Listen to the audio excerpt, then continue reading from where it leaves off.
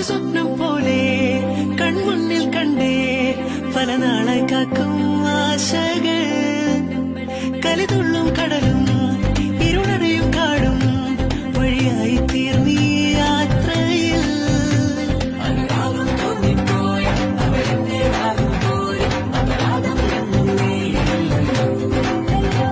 ഒരു ലക്ഷം കള്ളം കൊണ്ട് ഈ ലക്ഷ്യം നേടും നേരം ലക്ഷ്മി ദേവിയായി